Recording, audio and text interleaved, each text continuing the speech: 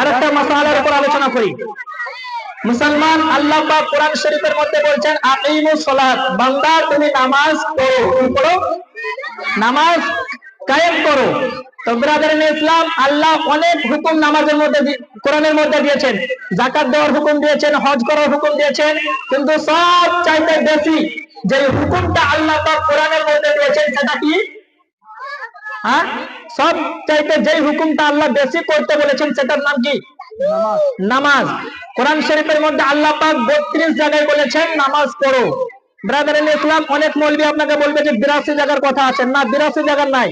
বাহারুর রাইক একটা কিতাব, এই কিতাবের মধ্যে লেখা আছে ওই তিনটাকে তিনটের মধ্যে ভুল করে 8 করে দেওয়া হয়েছিল, বুঝতে পারলেন? এই জন্য 32 জায়গায় অনেক মৌলবি মুখে শুনেছেন, কিন্তু নামাজের কথা কোরআন শরীফে 82 জায়গায় নাই, 32 জায়গায় আছে। কয় জায়গায়? এই জন্য বলেন 32 জায়গায়। 32 জায়গাতে আল্লাহ পাক বলছেন বান্দা তুমি নামাজ পড়ো। হে মুসলমান, নামাজ একজন মুসলমানের প্রতি ফরজ। আপনি 2 বেলা খাবার খাবেন না, ঠিক আছে, 3 বেলা পেট ভরে খাবার খাবেন না, ঠিক আছে, কিন্তু এক বেলা আপনি নামাজ পড়বেন না, এটা ঠিক ঠিক নয়। মুসলমানের প্রতি নামাজ পড়া জরুরি। আচ্ছা বলেন তো, একজন মুসলমানের উপরে নামাজ কখন ফরজ হয়? কখন ফরজ হয়? তো ফিকহে হানাফি অনুযায়ী একজন ছেলে 12 থেকে 15 মধ্যে সাবালক হয়ে যায়, একজন মহিলা 9 থেকে 15 মধ্যে সাবালিকা হয়ে যায়। আপনার 9 থেকে 15 মধ্যে যে কোনো টাইমে মেয়েটি সাবালিকা হতে পারে, 12 থেকে 15 মধ্যে যে কোনো সময় ছেলেটা সাবালক হতে পারে। সাবালক বা সাবালিকা হয়ে যাওয়ার পর যদি আপনার দ্বারা এক ওয়াক্তের নামাজ ছুটে যায়, আর ওই এক ওয়াক্তের নামাজকে মাফ করার জন্য 1 লাখ টাকা যদি মসজিদে দান করেন, 1 করোড় টাকা যদি মসজিদে দান করেন, 1 কোটি টাকা যদি মাদ্রাসায় খরচা করেন, 1 লাখ যদি আপনি সাদকা করেন, তারপরে যদি আপনি ভাবেন এতগুলো হজ করলাম, এতগুলো যাকাত দিলাম, এত নামাজ পড়লাম, এত খায়রাত করলাম, এই দানো খায়রাত করার কারণে আমার যে জীবনের এক ওয়াক্তের নামাজ ছুটে গেছে, এটা মাফ হয়ে যাবে? মাফ হবে না।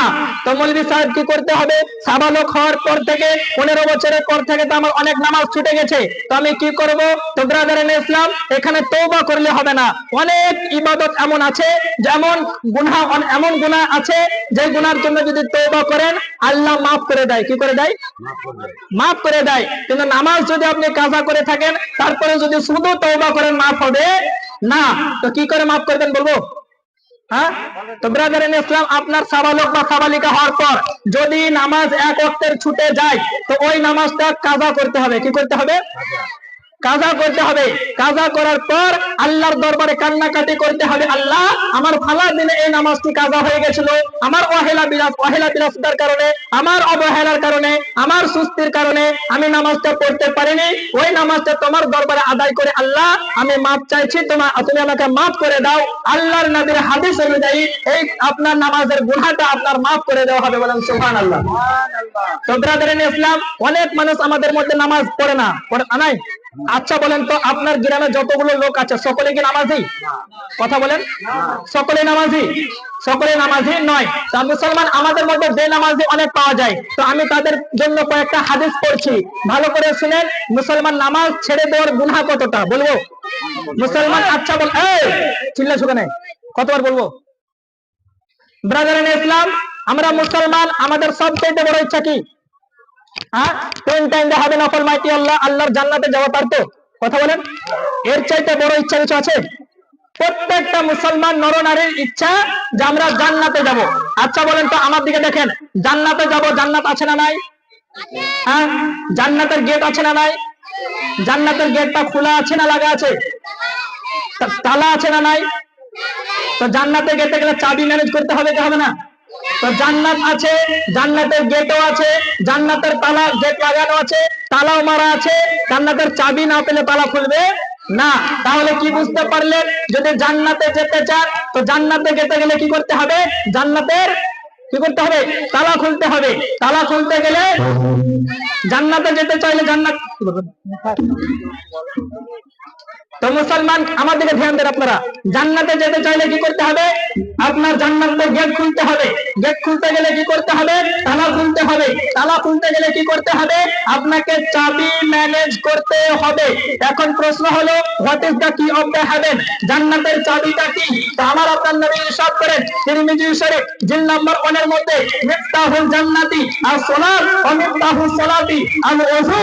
জান্নাতের চাবি হচ্ছে নামাজ, আর নামাজের চাবি হচ্ছে ওযু। বলেন সুবহানাল্লাহ।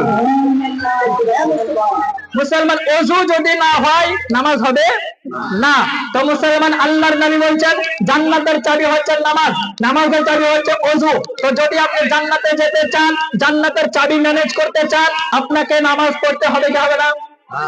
নামাজ পড়তে হবে। হে মুসলমান, আরেকটা হাদিস শুনেন। আমার আপনার নবী বলছেন, মুসলিম শরীফের মধ্যে হাদিস, বুখারীর পরে পরে যে স্থান, এই সহিহ মুসলিম শরীফ জিল নাম্বার 1 হাদিস নাম্বার 256। কত নম্বর হাদিস? 256 নম্বর হাদিস। আল্লাহর নবী ইরশাদ করেছেন, ইন্না বাইনা রাজুলি ওয়া বাইনা শিরকি ওয়াল কুফরি তারকুস সালাত। আল্লাহর নবী বলছেন, ও আমার উম্মতরা শুনে নাও, নিশ্চয়ই একজন মুসলমান আর শিরক ও কুফরের মধ্যে ব্যবধানকারী, পার্থক্যকারী হলো নামাজ। বুঝতে পারলেন? আল্লাহর নবী বলছেন মুসলিম শরীফের হাদিস, যে ব্যক্তি নামাজ পড়লো, যে ব্যক্তি নামাজ কায়েম করলো, সেই ব্যক্তি মানুষের মতো মানুষ হয়ে যায়। আর যে ব্যক্তি নামাজকে ছেড়ে দিল, সে কোন সময় যে শিরক করবে আর কোন সময় কুফর করে কাফির হয়ে যাবে তার কোনো ঠিকানা থাকে না। তো মুসলমান, আল্লাহর নবী বলছেন শিরক ও কুফর থেকে বাঁচার যে মাধ্যম সেটা হলো নামাজ। আর যদি কোনো ব্যক্তি নামাজ ছেড়ে দেয়, কোন সময় শিরক করবে তার কোনো ঠিকানা থাকে না। আর একবার যদি আপনি শিরক করে ফেলেন, শিরকের গুনাহ মাফ করবেন না। আল্লাহর নবী বলছেন, মান মাতা ইউশরিক বিল্লাহি শাইআ দাখালান নার। যেই ব্যক্তি শিরক করে মারা যাবে, ওই ব্যক্তি সোজা জাহান্নামে চলে যাবে। বল আল্লাহু আকবার। মুসলমান, তো নামাজ যদি ছেড়ে দেন তো শিরক করতে পারেন। আর শিরক যে ব্যক্তি করবে, আল্লাহর নবী বলছেন ওই ব্যক্তি সোজা জাহান্নামে যাবে। কোথায় যাবে? জাহান্নামে যাবে। আল্লাহ পাক কোরআন শরীফ সূরা নিসা আয়াত নাম্বার 48 এর মধ্যে ইরশাদ করেছেন, ইন্নাল্লাহা লা ইয়াগফিরু আন ইউশরাকা বিহি ওয়া ইয়াগফিরু মা দুনা যালিকা লিমান ইয়াশা। নিশ্চয় আল্লাহ তাআলা শিরককারী গুনাহ কখনো মাফ করবেন না। শিরক ব্যতীত যদি অন্য কোনো গুনাহ হয়, আল্লাহ চাইলে মাফ করে দিবেন। বলেন সুবহানাল্লাহ। তো শিরককারী গুনাহ আল্লাহ মাফ করবেন না। হে মুসলমান, নামাজের এতটা গুরুত্বপূর্ণ, নামাজ কতটা গুরুত্বপূর্ণ শুনেন। শুধু তাই নয় মুসলমান, মাজমাউজ যাওয়ায়েদের মধ্যে জিল নাম্বার আপনার 1 এর মধ্যে হাদিস, আল্লাহর নবী বলছেন, লা তাতরুকিস সালাত মুতাআম্মিদান ফাকাদ বারিআত মিনহু জিম্মাতুল্লাহ ওয়া জিম্মাতুর রাসূল। আল্লাহর নবী বলছেন, ও আমার উম্মতেরা, তোমরা ইচ্ছাকৃত নামাজ পরিত্যাগ করো না। কি করো না? কথা বলেন। ইচ্ছাকৃত নামাজ, কথা বলেন না, ইচ্ছাকৃত নামাজ পরিত্যাগ করো না। আল্লাহর নবী বলছেন, যেই ব্যক্তি ইচ্ছাকৃত নামাজ পরিত্যাগ করে দেয়, আল্লাহ এবং আল্লাহ রাসূল তার কাছ থেকে নারাজ হয়ে যায়। হে মুসলমান, বলুন, যে রাসূল নারাজ হয়ে গেলে আপনি হযরত কাউসারে পানি পাবেন না। যে রাসূল নারাজ হয়ে গেলে আপনি জান্নাতে যেতে পারবেন না। যে রাসূল নারাজ হয়ে গেলে আপনি কবরের প্রশ্নের উত্তর দিতে পারবেন না। যে রাসূল নারাজ হয়ে গেলে আপনি মিজানের নিজের নেকিকে ভারী করতে পারবেন না। রাসূলকে রাজি করতেই হবে যদি জান্নাতে যেতে চান। রাসূলকে রাজি করতেই হবে যদি আপনি কবরের প্রশ্নের উত্তর দিতে চান। রাসূলকে রাজি করতেই হবে যদি আপনি পুলসিরাত পাড়ি দিতে চান। রাসূলকে রাজি করতেই হবে যদি আপনি জান্নাতে যেতে চান। বলেন সুবহানাল্লাহ। হে মুসলমান, নামাজ পরিত্যাগ করা কত বড় গুনাহ। আল্লাহর নবী সাল্লাল্লাহু আলাইহি ওয়াসাল্লাম বলছেন, আপনার হাদিসের রিসার্চ যিনারা করেছেন, এই ইমামগণের মধ্যে একজন উল্লেখযোগ্য ইমাম, যার নাম হলো ইমাম যাহাবি। কি নাম? কথা বলেন সকলে। এই বক্তা মানা করলেন, এই বাবু চিল্লা শোনেন। হ্যাঁ,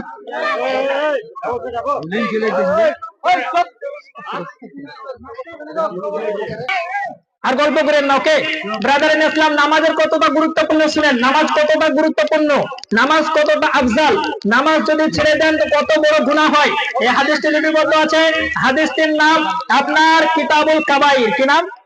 হাদিসের রিসার্চ যারা করেছেন ইমামগণ, এই ইমামগণের মধ্যে একটি উল্লেখযোগ্য ইমাম, যার নাম হলো ইমাম জাহাবি, ইমাম জাহাবির একটা লেখা কিতাব, কিতাবটির নাম হচ্ছে কিতাবুল কাবাইর। এই কিতাবুল কাবাইরের মধ্যে তিনি কাবিরা গুনাহ কি কি সেখানে উল্লেখ করেছেন। আর সেখানে একটি ঘটনা উল্লেখ করেছেন যে বনি ইসরাইলের জামানায় একজন মহিলা মুসা আলাইহিস সালামের কাছে এসে বললেন, ইয়া রাসূলুল্লাহ, ইয়া হাবিবাল্লাহ, হে আল্লাহর নবী মুসা, আপনি আমার জন্য একটু আল্লাহর কাছে মাপ চান, আমি অনেক বড় পাপ করে ফেলেছি, আপনি আল্লাহর কাছে বলুন যেন আল্লাহ আমাকে সেই পাপ থেকে মুক্তি দান করে।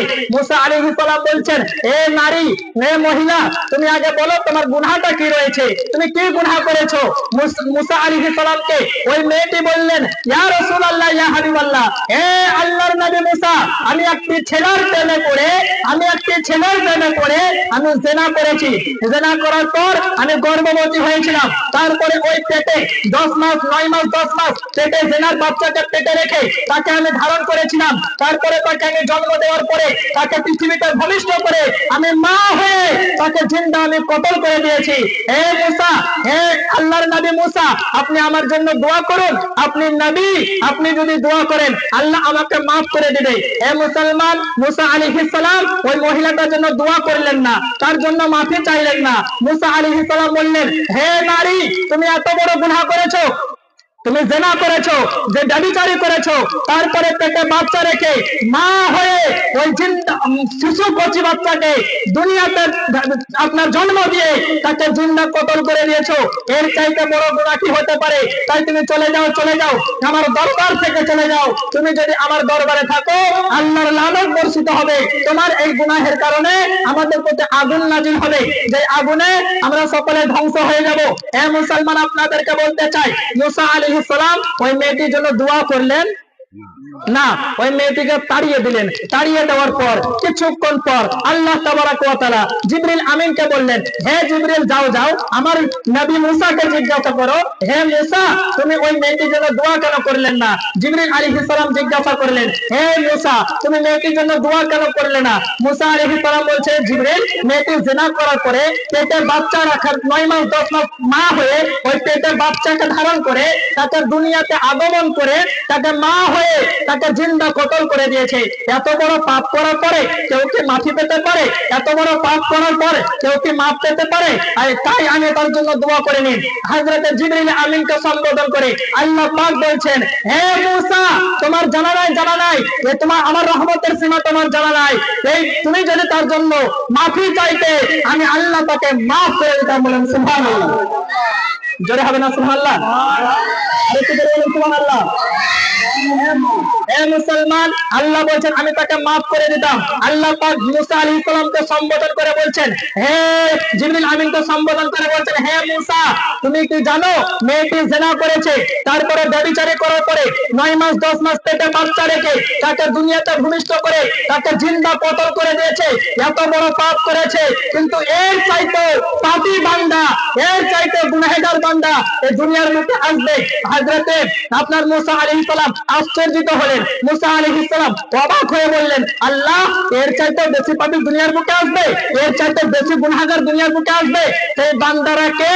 আল্লাহ পাক মুসা আলাইহিস সালামকে ওহীর মাধ্যমে বললেন যে এই মেয়েটির চাইতে বেশি গুনাহগার এবং পাপী বান্দা হলো আমার উম্মতের মধ্যে সেই বান্দারা যারা দুনিয়ার বুকে আসবে,